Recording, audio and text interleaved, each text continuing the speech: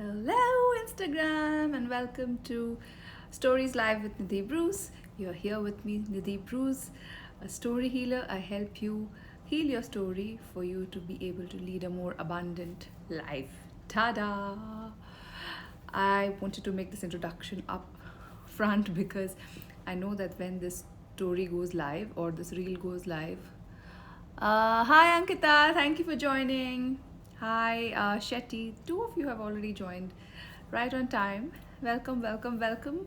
I was just going on about introducing myself, and I'm so happy to see that people are joining in right on the dot when I started. This has rarely ever happened, so you girls are literally the. And Rishabh has joined as well. Hi Rishabh. Um, so today the topic that I'm going to be getting on to very very shortly is called the power of what if. And I'll get on to it shortly, but just before that, giving you a short update on my life because I've been missing from these lives for a bit. Thank you for all those hearts. Thank you so much. I've been missing for a short while now because I've been doing a couple of trainings and upgrading my skills a little bit, and also just taking a break from, I won't say the rat race. I left the rat race a while ago, but just taking a break from things as they were, right? Just the constant motion of things. But now I'm back. I had not done a live last week, but today I'm back, and I'm really excited to talk about this concept of what if. It's a very short and it's a really short concept, of course. It's just two words, but it's very powerful. So, let me know if you're excited to hear about the power of what if. And if you have any thoughts about it already, I would love to know in the comments down below. So, start typing using your fingers, start engaging, and let me know what do you think of when I say the power of what if? What comes to your mind? And how often is it that in your lives you think that you use the power? Shetty is giving me a thumbs up, so thank you for that. Um, how often in your daily life do you think you say to yourself, what if? And how does that conversation then end up in your head? Possibilities. Yes, of course. What if has this ring to it which talks about what are the possibilities, dreams. Hmm. I like that. I like the way you guys really look at it as a very positive, um, as a very positive way to look at what if. Hi Deepa, thank you for joining. Okay, so let me begin with my definition of what if. There's not really a definition, but when I think of what if, I think of what if as let me just read what Ankita has to say. Starts great and then it ends with a practical hurdle. Okay, great. You made my definition shorter. Cool. So when I think of what ifs in our life, instead of just the phrase what if, it's like what ifs, what ifs. There are so many what ifs. What if I had chosen that particular subject after my 12th grade? What if I had said yes instead of no to that opportunity? What if I had not bought this, or what if I had bought this particular bag or book or house? What if I had married that other person that my parents had found for me? So when you say possibility, when you say dreams, it can go either ways, right? So what if is a very heavily loaded question because you don't know what is at the end of the what if. Okay, now the reason I'm talking about what if today is because we use what if a lot in our decision making in our everyday lives, and we do it so quickly, so unconsciously, and with our focus on the negative possibility within what if, that we don't even realize it. So how do you make decisions? For example, if you have to make a decision about, let's say, uh, taking a new job. So let's say that you've got a job offer. You're currently in a fairly okay job. You're happy with it, but not great. You could do better. Which is why you applied for the next job, and now you've got a offer letter in your hand. And how do you decide? Should I accept this job offer or should I not? You're a bit confused. So what would a normal human being do? They would say, okay, let's just write the pros and cons, right? So pros and cons is supposedly the best way to decide, make a decision, because then you have all the pros and all the cons in front of you, and then you just compare, and whatever has a higher ranking or makes more sense, you then let it decide, help you decide which direction you're going on to. But is it really like that? Usually when you write pros and cons, there is one column which usually has a higher weightage. Which column do you think has a higher weightage? When you're talking about pros and cons, which column would you really think about a lot more? And which column would have to outweigh the other by a lot more for it to make more sense? Let me know if this is making sense, if you're understanding what I'm saying. So I'm talking about pros and cons, especially when it comes to making really big decisions in your life. Hi, Anamika. So when you're thinking about pros and cons, which is the column which you think has a higher weightage? Technically, both of them should be like similar. If you have 10 pros and 10 cons, then you're like, oh, it's equally balanced. But if it is 12 pros and 10 cons, then you can say, okay, great. There are more pros than cons, then I'll go ahead with it. Hi, Namika. So that's how it ideally should be. But guess what? The human brain thinks. In the human mind, our focus is usually on the negatives. And I'll tell you why our focus is mostly on the negative part of or the negative reasons. That's because we have evolved from being these hunter-gatherers who literally had to work against the forces of nature to protect themselves and literally think on their feet to keep themselves safe, and come to the point when now we are the dominant race on this planet. So that is the decision making which backs our brain even today. So back in the time when we were hunter-gatherers, back in the time when there were literally dangers to us every single minute, okay, that was the time when our attention was completely focused on the negative, on the dangers, or on the cons.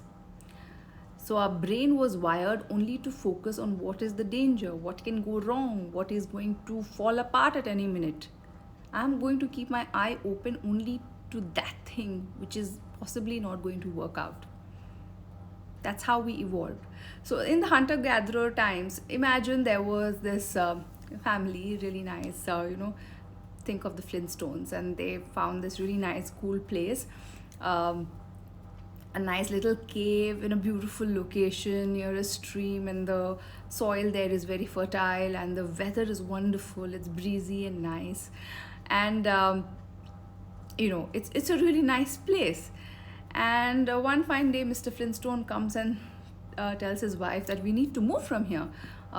There is a danger of cheetahs here, or some man-eating tigers. I don't know, some wild animal which is ready to kill us or pounce on us at any given moment. And the wife says, but it's so nice here. It's such a nice place. It's the best place we've got in so many years of wandering about. I really want to stay here.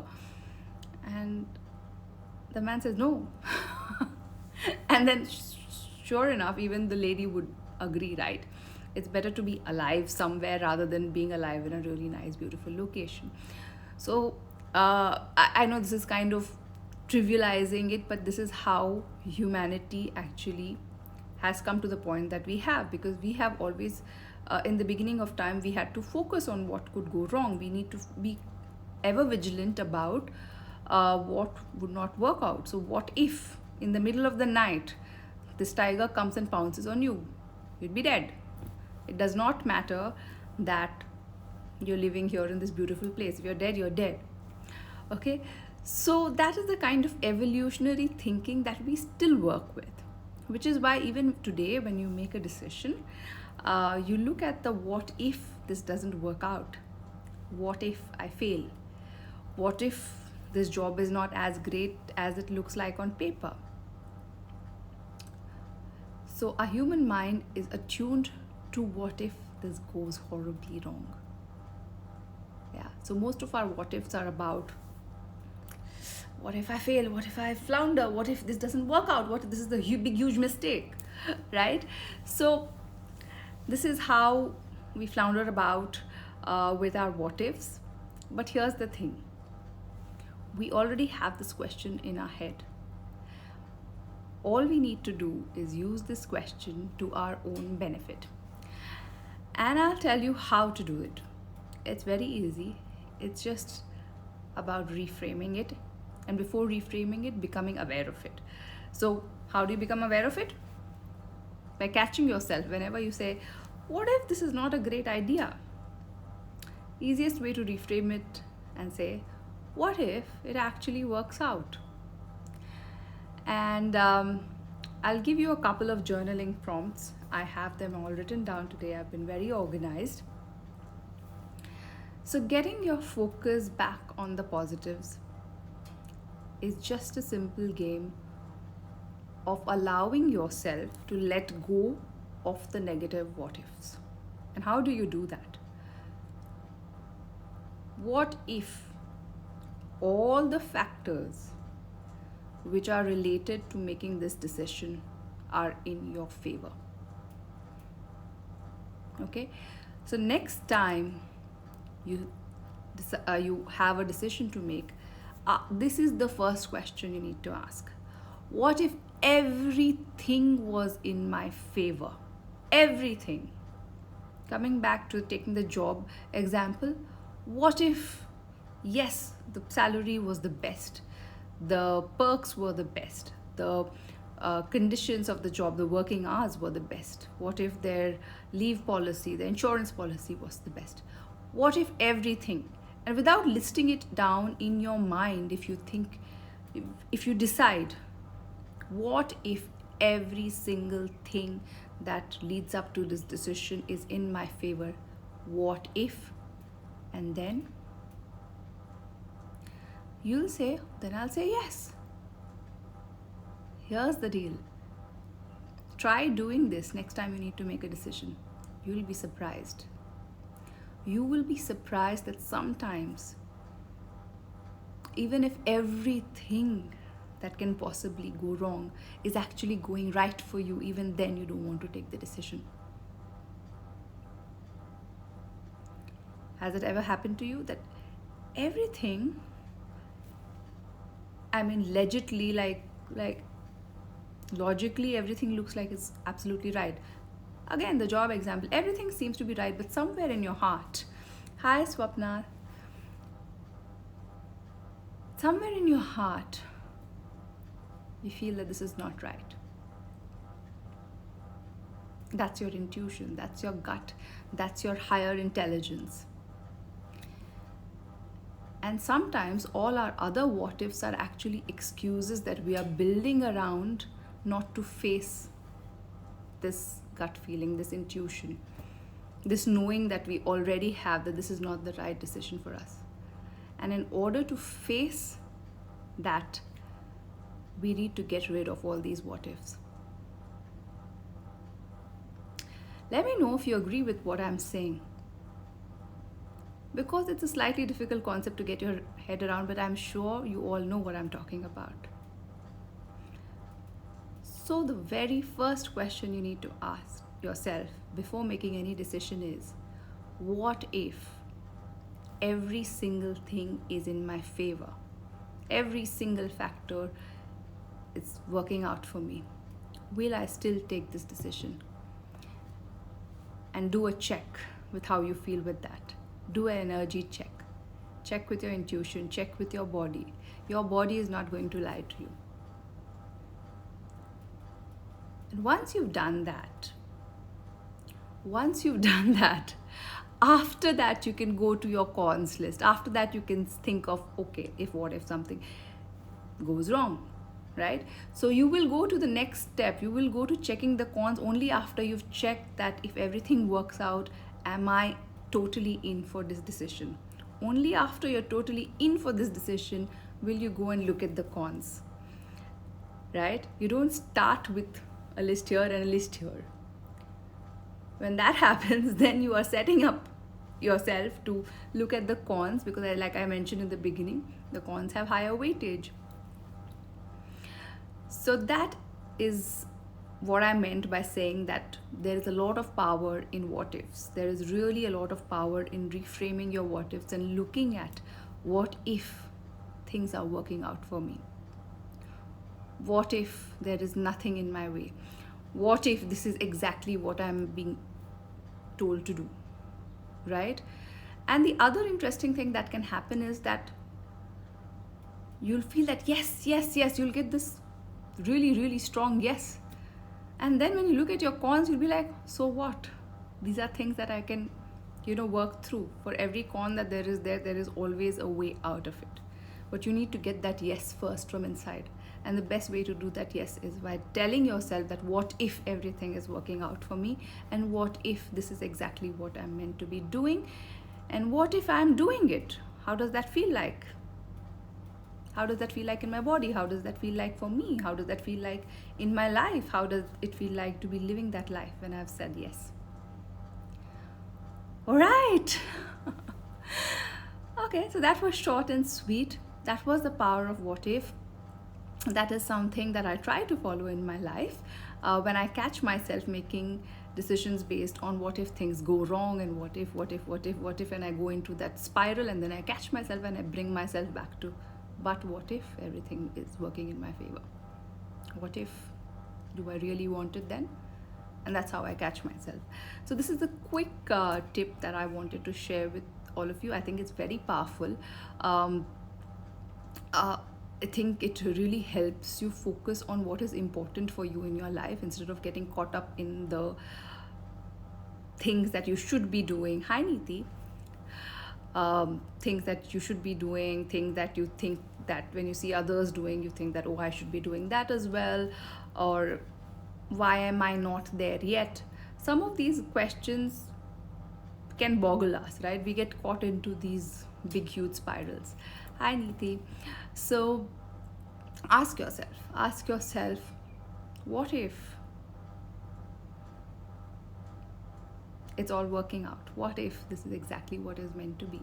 And forget about all the cons for the time being, and see how it works for you energetically. See if this is exactly what you are meant to be doing. See if it is in perfect alignment with who you are, who you want to be, who you see yourself being. And only if that yes is there, would you then go ahead and see if there are any cons to this decision, right? Because once you are in alignment with your decision, once you have answered your question from a place of absolute truth, only then you can go and look at the practical difficulties in saying yes to that decision. Okay, so I would love to know if there are any questions with regards to this concept. And if any of you have already tried this out in any different way, then that also would be interesting to know, because I'm always ready to try out new things. One of the most interesting things in life coaching is reframing. And at the upfront, it looks like such a silly thing to do. You're just doing the opposite. You're just doing the opposite question. How is that useful? Well, that is useful, right? Because there are always two sides to a thing. Even if you cut it really thin, there are always two sides to a thing. So when you start looking at the flip side of anything, your perspective does grow quite a bit. So I would really like to know if any one of you goes ahead and tries out this reframe about the what ifs, and shares with me what comes up for you. Right? Okay. So I think today's live is going to be really, really short. I did intentionally want to make it short. A, because for the last couple of lives, I've been talking about huge, big concepts and I've gone on to up to an hour.